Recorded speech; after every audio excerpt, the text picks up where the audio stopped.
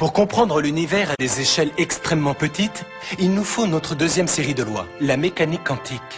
Et comme nous allons le voir, la mécanique quantique brosse un portrait de l'espace si radicalement différent de la relativité générale qu'on croirait que ces théories nous parlent de deux univers qui n'ont absolument rien à voir.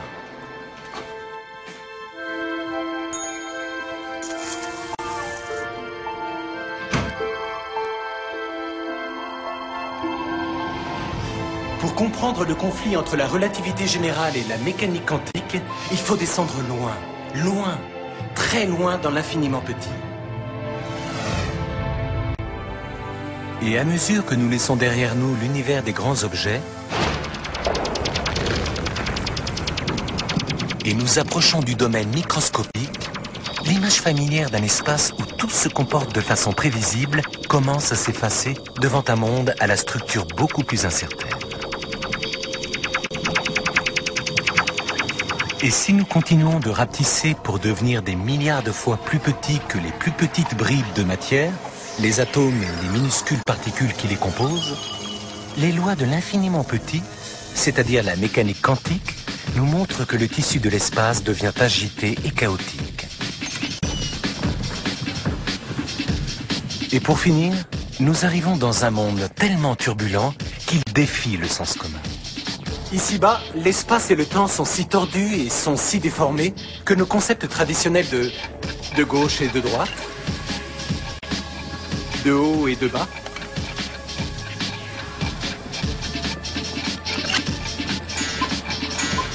et même d'avant et d'après, disparaissent. Il n'y a aucun moyen de dire avec certitude si je suis ici, ou bien aux deux endroits à la fois. Ou peut-être suis-je arrivé ici avant d'arriver ici.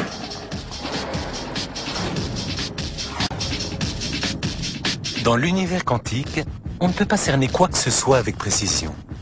C'est un endroit mouvementé et frénétique par nature. L'image fluctuante et saccadée de l'espace et du temps que prédit la mécanique quantique est en opposition directe avec le modèle géométrique lisse et ordonné décrit par la relativité générale.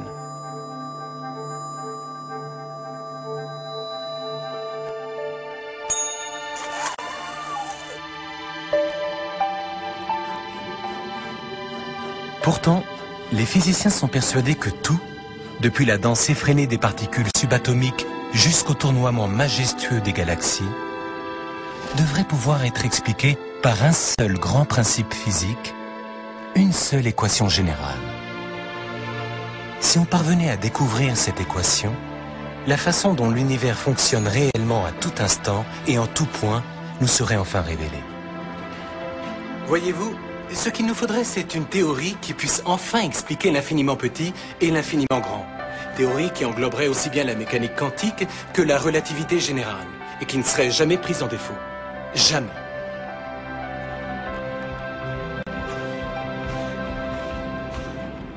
Pour un physicien, trouver une théorie conciliant la relativité générale et la mécanique quantique est une sorte de quête du Graal.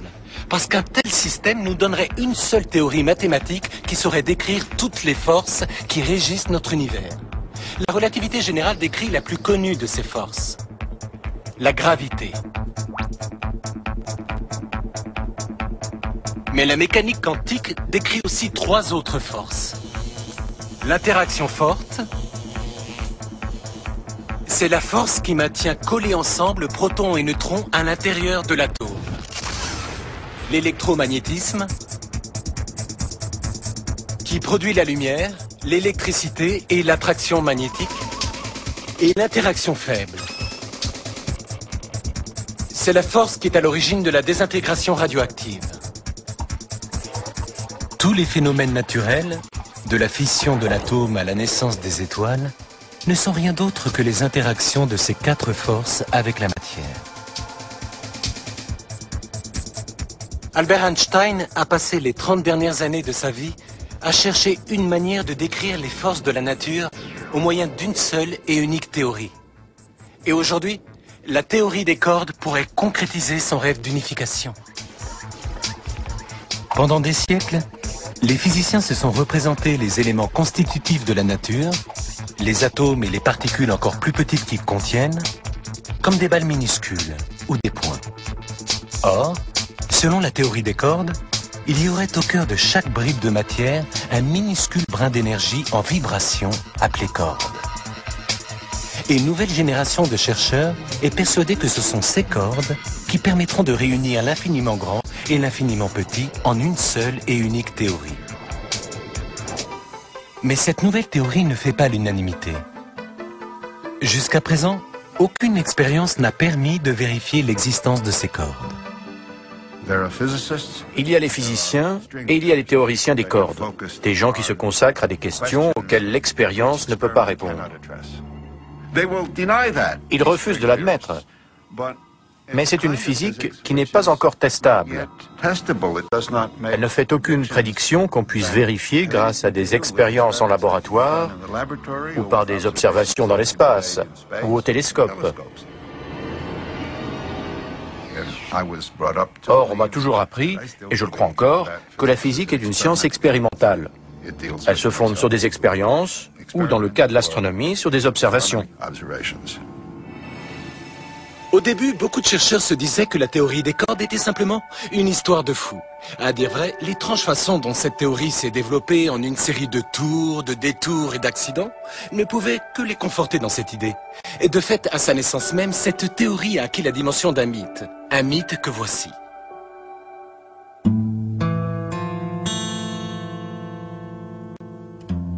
À la fin des années 60, un jeune physicien italien, Gabriele Veneziano, est à la recherche d'un ensemble d'équations pouvant expliquer l'interaction forte, la colle extrêmement puissante qui maintient le noyau de chaque atome en liant protons et neutrons.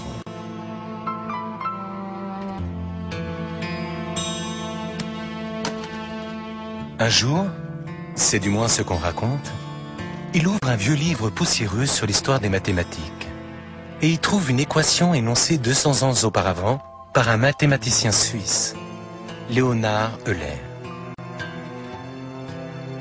Veneziano est stupéfait de découvrir que l'équation d'Euler, depuis longtemps tenue pour une simple curiosité mathématique, semble décrire une interaction forte.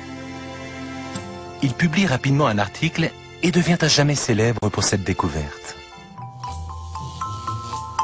Mais l'équation d'Euler, qui explique miraculeusement l'interaction forte, acquiert alors sa dynamique propre. La théorie des cordes vient de naître.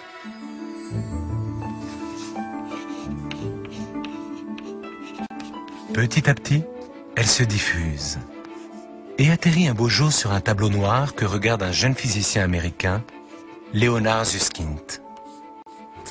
Aujourd'hui encore, je me souviens de la formule. La voici.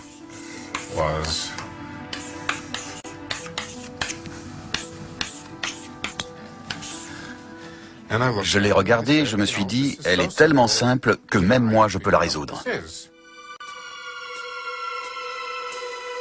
Susskind se retire dans son grenier pour réfléchir. Il sait que cette équation est la description mathématique de l'interaction forte. Mais sous les symboles abstraits, il a entreaperçu quelque chose de nouveau. J'ai joué avec, je l'ai trituré dans tous les sens. J'ai passé 2 mois enfermé dans mon grenier. La première chose que j'ai vue, c'est qu'elle décrivait une particule dotée d'une structure interne qui pouvait vibrer. Et pas simplement une particule ponctuelle. Et j'ai commencé à me rendre compte qu'il s'agissait d'une corde. Un peu comme un élastique, ou comme un élastique coupé en deux. Et que cet élastique pouvait non seulement s'étirer et se contracter, mais aussi osciller. Et merveille des merveilles, il correspondait exactement à l'équation. J'étais certain à ce moment-là d'être le seul sur Terre à le savoir. Susskind rédige un article qui présente l'idée révolutionnaire des cordes.